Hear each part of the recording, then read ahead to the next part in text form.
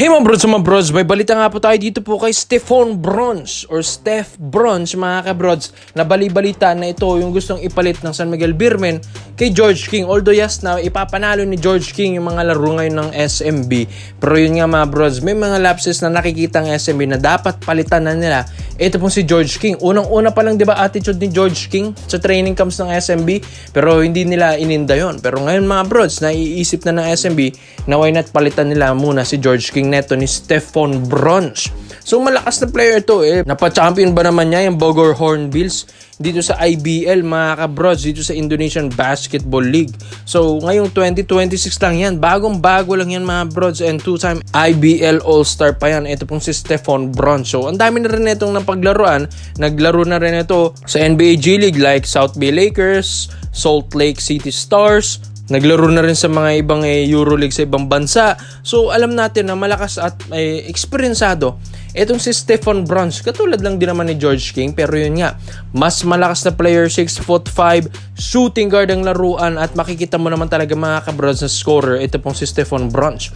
Kaya nga makikita mo na talagang kayang-kayang mag-champion etong Bogor Hornbills dahil sa kanya.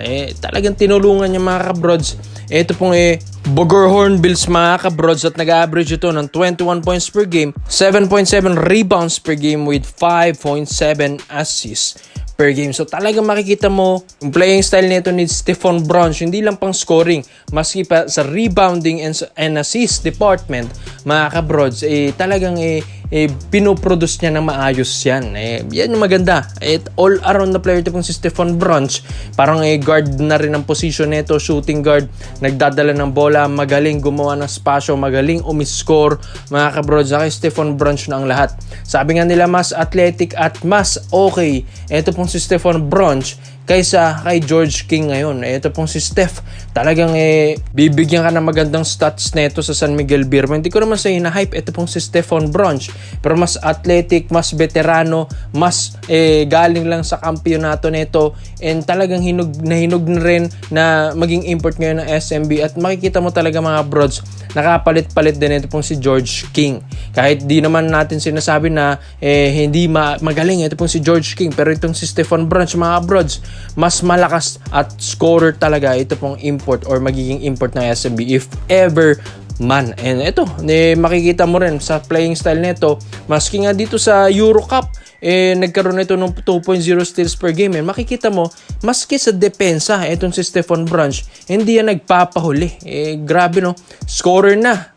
Solid pa sa mga rebounding department, assist department, maski sa defensive department mga kabrods. Makikita mo na hindi nagpapahuli yan si Stephon Brunch. Makikita mo na talagang all-around na player ito pong manlalaro na ito. Kaya nga bagay na bagay ito sa San Miguel Beermen kung gusto ng SMB na makapag-champion ngayong Governors Cup 2026. Although yes, malakas naman din yan talaga ito pong si George King.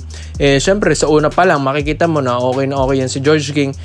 Baka pag nagtagal may makikita na namang bad attitude ng SMB sa kanya, bad performance, and syempre hindi naman na tayo bago sa SMB. Alam din naman natin at kilalang Beermen na papalit-palit ng import yan sa isang conference mga kabrods, mga 3 to 4 imports yan. Kaya okay rin na mapalitan ito pong si George King ni Stephon Brunch dahil mga bros, napakalakas na player yan. Hindi rin yan basta-basta ito pong si Stephon Brunch. Kung talagang puputok, talagang ilista mo na mga kabrods, at ilista mo na sa playoffs run ng SMB kung sakali man. Kaya ikaw mga kabrods, sa Stephon Brunch to San Miguel Beermen, komento mo lang po dito mga kabrods at isa natin yan. Dito naman po tayo sa kabalabalita naman natin mga brods. Ang Ginebra hindi pa nga tapos dahil gusto na nga nilang maikuha. Ito pong si Gian Mamuyak na ngayon kakatrade lang ng Ross sa Phoenix Super LPG Fuel Masters. At ito mga kabrods, Spencer Dinwiddie, ang former NBA star na gustong kunin din at ipalit dito kay Riley Grigsby.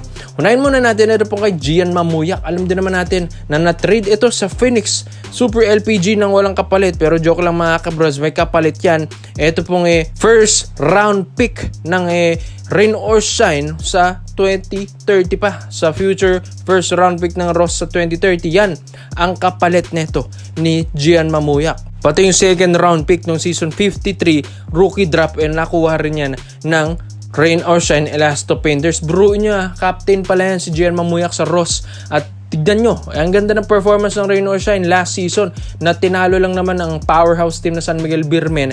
Dito, quarterfinals pa lang, natalo na nila agad ito and na-eliminate na ito pong SMB. So, biruin yan. Dahil itong si Gian Mamuyak ang isa sa mga dahilan kung bakit lumakas ang Ross. Kaso biglang trinade. So, bakit mga kabrod? Sayang na sayang. Sabi rin kasi sa mga reports and rumors, itong si Gian Mamuyak ay dadaan lang pala yan sa Phoenix Super LPG Fuel Masters. Yes mga kabrod, dahil ang Ross nga ay hindi yan napayag makipag-deal sa mga Hinebra or SMB team mga kabrod. Dahil hindi sila ginapayag dahil gusto nga ng Hinebra or SMB si Gian Mamuyak. Pero hindi nga binibigay ni na Coach Yeng at ang Ross Management. Pero ngayon, pumayag niya dito sa Phoenix at ito, si Gian Mamuyak naman na nasa Phoenix na pwede makatambal. Ito pong sina Richie Rivero, although ang ganda ng run ngayon ng Phoenix. Tyler Teo na makakasama niya, former Ateneo teammate niya. Pero hindi rin yun mga kabrods. Ang rason kung bakit ito nasa Phoenix, para nga makakuha ito ng maayos ng Hinebra na mga kabrods na wala nang pipigil mga kabrods ha. Yan din yung ayon sa reports and rumors natin. So ang lakas na ng Hinebra kung sakaling makuha nila. Ito pong former team captain ng Ross, shooter na, playmaker pa, tapos magaling na leader, batang bata pa, tapos mga kabrods napakabait pa na bata na ito ni Gian Mamuyak, scorer na, great defender, all around the player ito pong si Gian Mamuyak, kaya paldong paldo ang Hinebra kumakuha siya. At ito pa mga kabrods, Spencer Dinwiddie naman.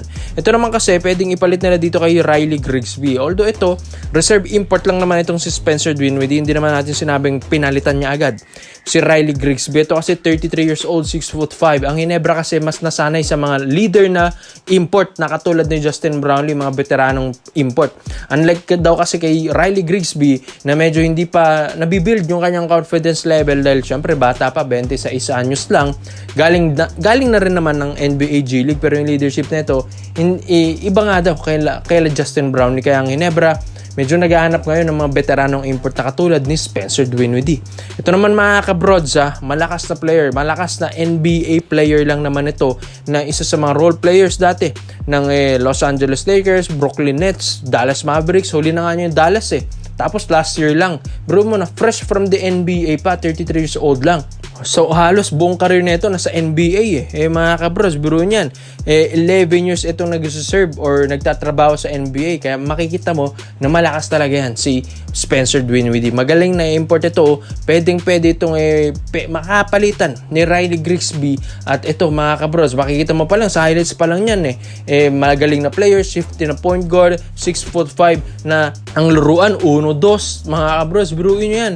Parang Justin Brownlee lang din ang laruan pero NBA experience, mas malakas, mas scorer, mas solid na defender, batang-bata rin, prime na prime ito or pick na pick ng kanyang age ito. Kaya okay kung ito yung magiging reservang import ng Hinebra kay Riley Grigsby. Kaya ikaw mga kabrods dapat bang makuha ng Hinebra ito pong si Gian Mamuyak from Phoenix Super LPG Fuel Masters plus ito reservang import or pwede nilang ma-activate na import ito pong si Spencer Dinwiddie over Riley Grigsby. Komento mo lang po yung dito mga bros. Isa-isa natin yan. Salamat po sa panonood mga bros. This is full basketball trade option lang. I'm out.